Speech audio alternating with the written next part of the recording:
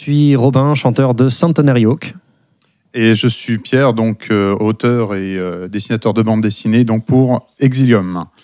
Alors dis-moi Robin, là on se fait une espèce de double interview où on va découvrir ce que l'un et l'autre on a fait. Pourquoi on se retrouve ici déjà? Pourquoi on se retrouve ensemble? Et bah tout bêtement parce qu'on a travaillé ensemble. Voilà. Nous on a fait notre album et on a demandé à Pierre de venir s'occuper de tout ce qui est partie graphique pour le livret, pour la pochette. Tout à fait. J'ai pris grand plaisir d'ailleurs à travailler dessus. Alors la première fois qu'on s'était rencontrés, c'était il y a combien de temps là? Ça doit faire 3 ans, un truc comme ça? Quelque chose comme ça, voilà, 2-3 ans. On s'est rencontrés pendant un concert, un petit festival. Donc nous on jouait et toi tu avais un stand où tu présentais un petit peu ce que tu faisais. Et on a bien accroché à l'univers de l'un et de l'autre. Du coup, on s'est dit qu'on pouvait travailler ensemble. Voilà. Du coup, c'est là où on a travaillé ensemble. Alors moi, je dois avouer que le concert m'a beaucoup plu. Ça m'a laissé un souvenir impérissable. Faut savoir que les concerts de notre ami, ils sont tous en costume. Et j'aurai toujours ce souvenir où 2 des musiciens sont hâtés de jouer. Il y en a un qui a mis un genou à terre, l'autre a sorti son épée et l'a adoubé sur scène. C'était unique. Il fallait forcément que je bosse avec ces gars-là. Donc l'album est sorti. Est-ce que tu peux nous le présenter? Oui, tout à fait. C'est notre tout premier album. C'est autoproduit. Ça s'appelle Dawn of a Legend. Ça va faire partie d'une trilogie, on espère. On espère qu'on pourra faire les 3 parties. C'est donc un album de power metal. Et, comme j'ai entendu très récemment, ce matin, tout bêtement, la meilleure façon de décrire le power metal, c'est avec le mot powerful. Et voilà, c'est un petit peu ce qu'on essaie de rendre dans cet album. Et c'est très bien rendu. Hein. Je l'ai écouté. On est vraiment là-dedans. Et toi, de ton côté, comme tu l'as dit, tu fais surtout de la BD et tu as également un projet en ce moment. Exactement. Alors moi, contrairement à vous, il n'est pas encore sorti. C'est donc une bande dessinée qui est en ce moment en financement financement participatif, donc sur la plateforme Ulule. Et donc ça s'appellera Exilium.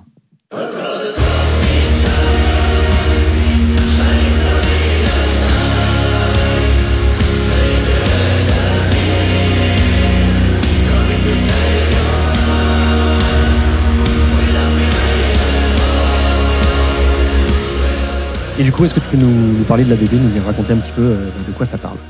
Alors, dans l'histoire, donc, ce sera une bande dessinée de super-héros de 120 pages. Ça sera une équipe, donc, avec différents personnages qui vont... Bon, au début, ils affronteront une menace extraterrestre, mais ça sera moins simple qu'ils l'imaginent parce qu'il y a plus qu'une menace physique, ils devront combattre aussi leur propre dilemme. Parce qu'il faudra sauver, effectivement, une civilisation en voie de disparition, mais en étudiant des solutions moralement pas très acceptables, donc il va falloir prendre une décision à ce niveau-là. Voilà. Bon, après, une BD, forcément, il y a une histoire, mais on ne s'attend pas à ce qu'un album dans une histoire. Il me semble que dans ton album, il y a aussi une histoire. Tout à fait. C'est peut-être le fait que j'ai parlé de trilogie qui a pu vous mettre la puce à l'oreille, mais effectivement, on a une histoire dans cet album. C'est assez classique en fait, c'est une histoire de bataille entre le bien et le mal, peut-être aussi quelques petits combats fratricides pour rajouter un petit peu de drama, et puis dans le tas on a rajouté des dragons mécaniques, des licornes cyborgs parce que c'est fun, tout bêtement. Parce que c'est fun, exactement. Eh oui. Alors dis-moi, votre groupe, comment il est né? Comment est né Centenary? Je vais arriver à le prononcer correctement un de ces jours. Centenary Hawk. Comment c'est né? Tu vas me corriger. Alors le groupe en lui-même, les racines du groupe, ça remonte à 5 ou 6 ans, si je raconte pas de bêtises, ou 6 ans même. On vient de me souffler 2013, donc presque 7 ans en fait. Décembre 2013, on me souffle.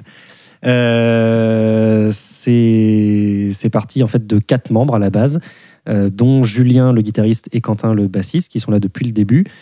Les 2 autres membres qui étaient là avec eux à ce moment-là ont changé. Je suis arrivé également en cours de route et depuis donc on s'est décidé petit à petit à partir sur cet album, sur cette espèce de space opéra en fait, tout bêtement. Très bien. On voit que tu es bien entouré. Alors, pour ma part, moi, je fais ma BD tout seul. Donc, pour présenter aussi un peu mon parcours, ma première BD que j'ai fait, c'était Blue Ghost. Donc, c'était sorti en 2011. Il y avait 3 tomes, 2011, 2012 et 2013, avec une version couleur sortie en 2016. Et entre-temps, j'ai travaillé donc pour Elonan Comics, pour le magazine Ganesha. Donc, c'est vraiment des travaux en collaboration. Et j'avais envie de me remettre effectivement voilà, un projet plus perso qui soit 100% de mon cru.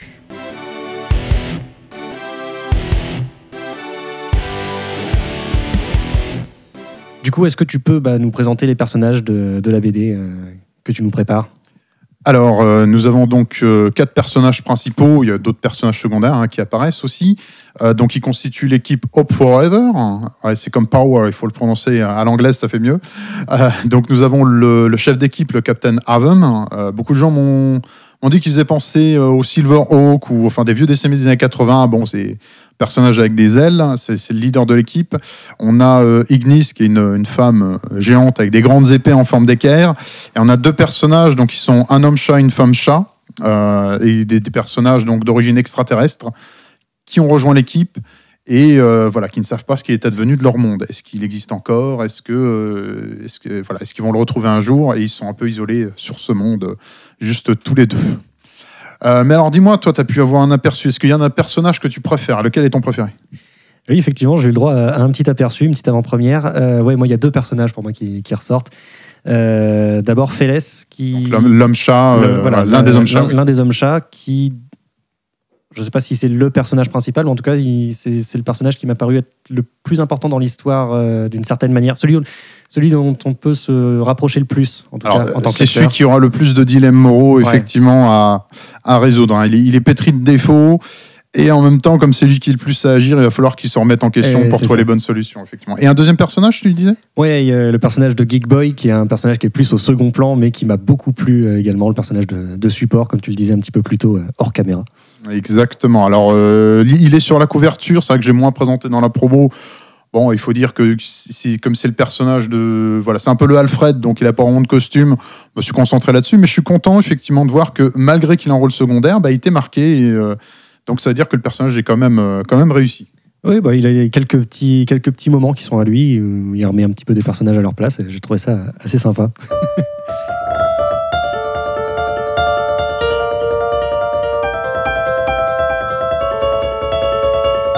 Alors du coup, on avait une question un petit peu plus précise de la part de Quentin. Il voulait savoir en fait qu'est-ce qui t'avait inspiré pour les personnages, de quoi tu t'étais inspiré pour le design plus précisément. Pour le design, voilà. D'accord. Alors pour le design, ce qui est marrant, c'est que c'est un projet qui date au moins de 2009. Dans l'idée initiale, c'était vraiment une idée de chat extraterrestre de l'espace bleu. Et après, il y a James Cameron qui a sorti un film avec des hommes-chats extraterrestres bleus de l'espace. Donc, j'ai mis un peu ça de côté. En l'occurrence, j'avais envie qu'il soit très, très reconnaissable. Donc, on va le voir sur le t-shirt, c'est sur la couverture. Le Captain Avum et Angel. Donc, on a un homme et une femme qui sont dans des couleurs plus froides. Donc, en bleu, une espèce de rose pâle qui fait un peu avec un look un peu danseuse.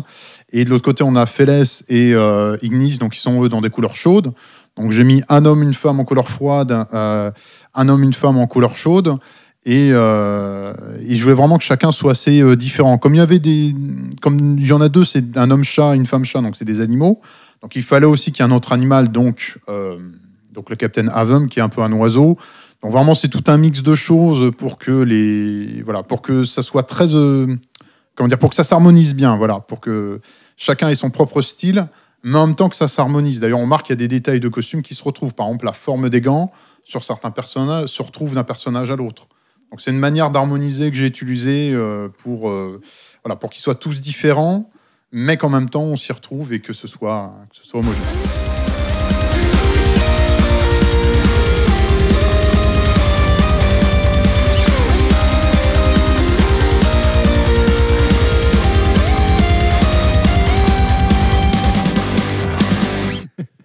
Et toi, de ton côté, est-ce qu'il y a des morceaux sur notre album qui t'ont plus marqué que les autres ?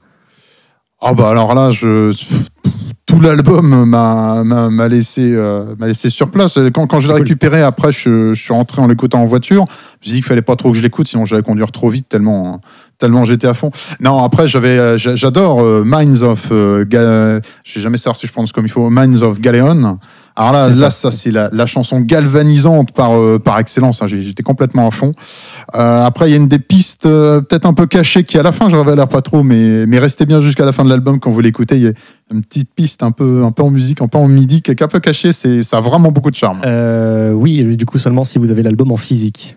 Ouais, donc effectivement, moi je trouve le résultat très très pro sur le CD. Est-ce que tu peux nous parler aussi un peu technique, où est-ce que vous enregistrez en fait votre CD? Alors, je peux essayer de parler technique. Pour tout ce qui est technique, en réalité, c'est Quentin, notre bassiste, qui est également ingé son, qui s'est occupé en fait de nous enregistrer et de nous mixer l'album. On a fait ça chez lui, en home studio. Littéralement dans un salon, comme il nous dit. Voilà.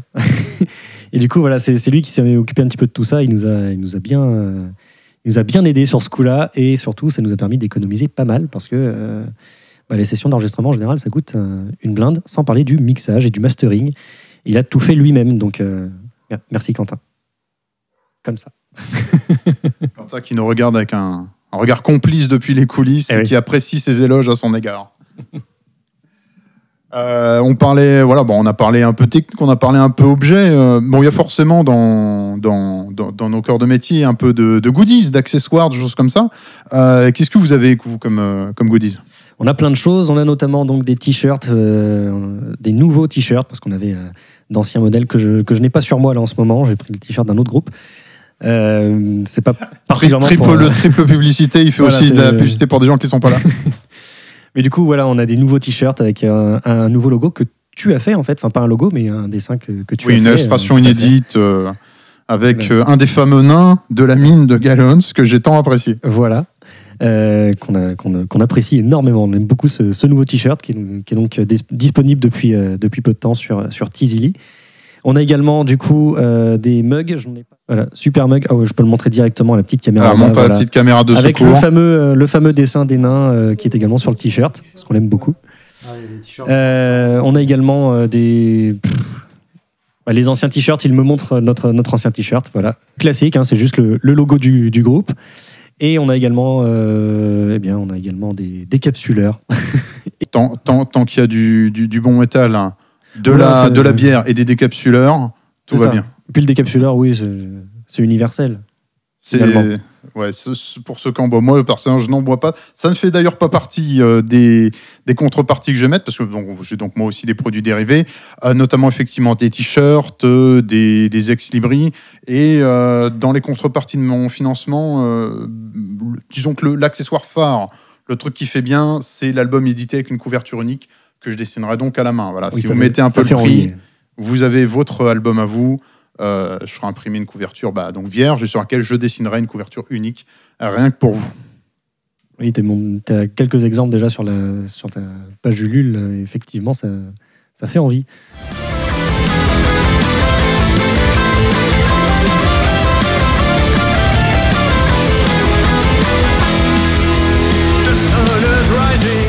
Alors Robin, tu nous avais dit aussi que cet album, si c'est le Dawn of a Legend, donc c'est le début de la légende, ça fait partie d'une trilogie. Quand est-ce qu'on va avoir la suite de cette trilogie? Où est-ce que ça en est les projets? Alors, quand on n'a pas de date fixée, c'est l'avantage aussi de tout faire nous-mêmes. On sort ça un petit peu quand on veut, quand on peut. Et du coup, là, on a déjà commencé à travailler sur le deuxième album, sur la suite. On a commencé... On a bien entamé, en fait. La composition est quasiment terminée, l'écriture des paroles aussi. Qui écrit les paroles, d'ailleurs, dans le groupe? Alors, les paroles, c'est uniquement moi. En ce qui concerne l'écriture des morceaux, l'écriture de la musique, on se répartit la tâche essentiellement entre Julien et moi-même. Julien qui est donc l'un des deux guitaristes du groupe. Après, au niveau de la production en elle-même, où en général en prod on rajoute pas mal de choses, des effets, tout ça, Quentin met pas mal sa patte également, puisque c'est lui qui gère le son et que nous on n'y connaît pas grand-chose. D'accord. Alors comme on ne sait pas encore quand ça sort, où est-ce qu'on peut vous suivre? Tout bêtement sur nos réseaux sociaux, hein, sur notre page Facebook, sur notre page YouTube, sur notre compte Instagram également.